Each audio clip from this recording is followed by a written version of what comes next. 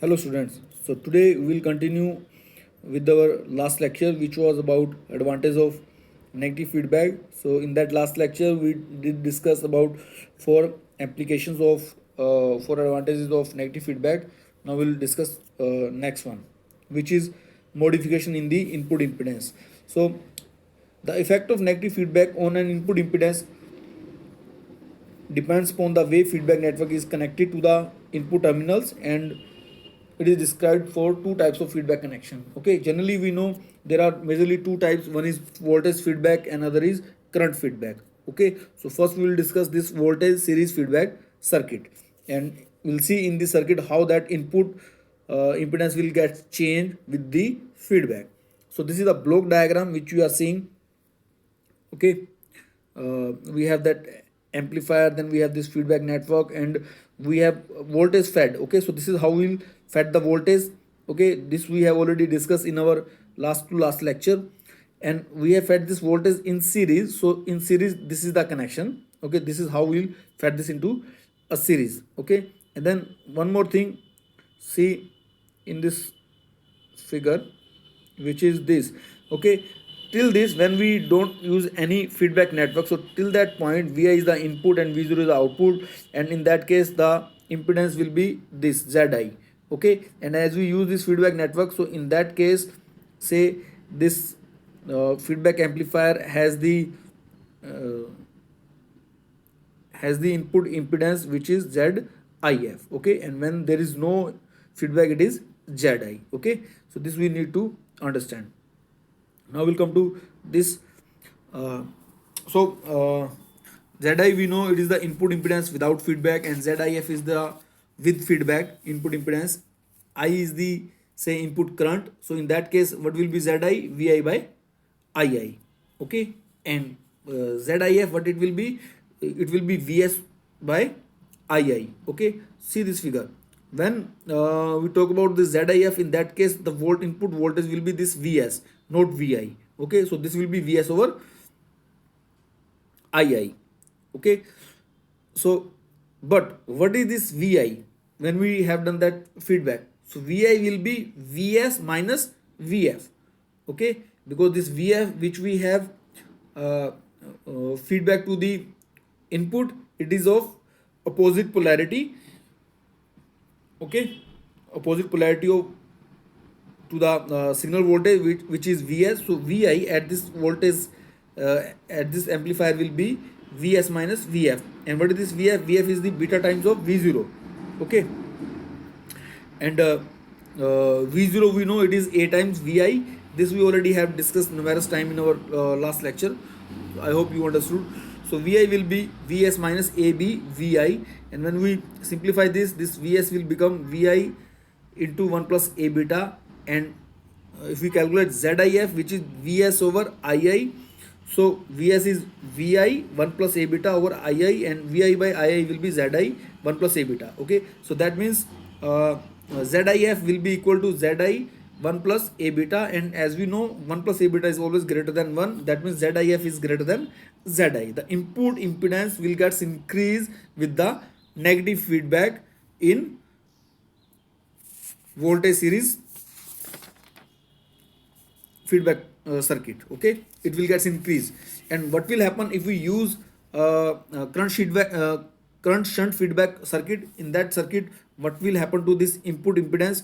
So for that, this will be the diagram. We have fed the we have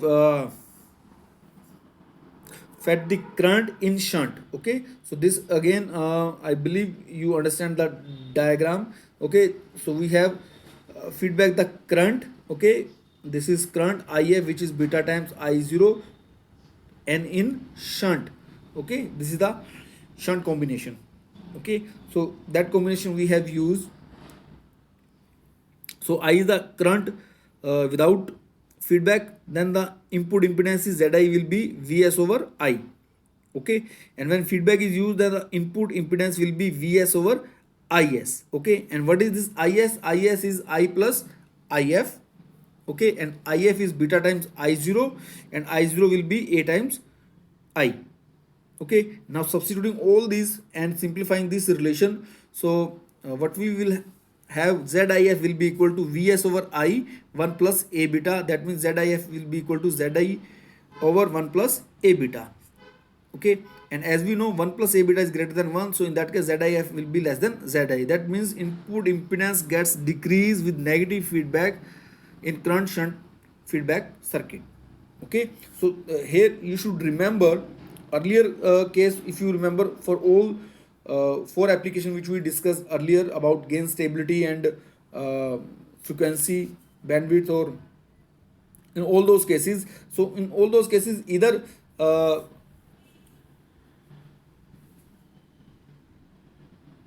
all those cases gain either gets decrease or increase. Here we have two cases where input impedance, it can be increased and it can be decreased. Okay, suppose if we use negative feedback circuit in voltage series feedback, so in that case we have observed that we can actually enhance the input impedance. Okay, and if we use that current shunt feedback, okay, so in that case it can get decrease. Okay, so both way we can operate, depending on our application we can use the combination which we require. Okay, similarly we can modify the output impedance with negative feedback. This is the another application. Okay, and here again we have two cases, one is voltage series feedback and other is current shunt feedback, as we did discuss for input impedance. Okay, so here again the diagram is like this for the voltage series feedback. Okay, so again this is the voltage feedback. Okay, so voltage will be feed like this and it is feed into series mode. So this is how we feed into series. Okay, and before coming to the result, we do need to remember these things. First of all, we need to make the input signal 0. Okay, that means Vs has to be 0. To calculate that, Vs has to be 0. There is no Vs, no input signal voltage in the network. Okay, then remove the external load and connect a hypothetical voltage generator V0 between the output terminals. Okay, that we did. Other is find the current I0 delivered by this generator, and as we know Z0 is the output impedance without feedback, ZOF is the output impedance with feedback. Okay, and when the negative feedback is used, the input voltage will be this Vs minus Vf. Okay, and Vs is already 0, we had made 0, so in that case Vi will be minus beta times V0. Okay, and the Vi gets multiplied by A and it appears in opposite phase with A0 with V0 at the output. So in that case this Z0 I0 will be V0 minus AVI. Okay, that will be this V0 minus AVI, and now substitute that Vi thing from our last equation, which is minus beta times V0. So this will become V0 plus A beta V0, and this can be written as 1 plus A beta into V0. So from this ZOF will be V0 by I0, which is Z0 over 1 plus A beta. Okay, here again as we know 1 plus A beta is greater than 1, so in that case ZOF is, will be less than Z0. So the output impedance decreases due to the negative feedback in a voltage series feedback circuit. Okay, in voltage series feedback output will get decreased, and if you recall the input impedance in case of voltage series feedback, what it will happen, it gets increased. Okay, so input will gets increased but output gets decreased. Okay, now we'll discuss this current shunt feedback. So this is the block diagram for that current shunt feedback. Here again, because current is fed back to the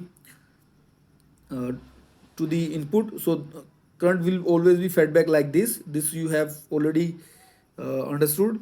Okay, and it is the shunt connection. Okay, so this is the shunt connection.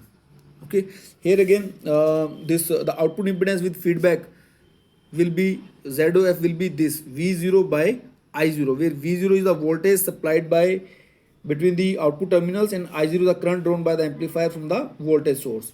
And also IF, that feedback current, is minus beta times I0.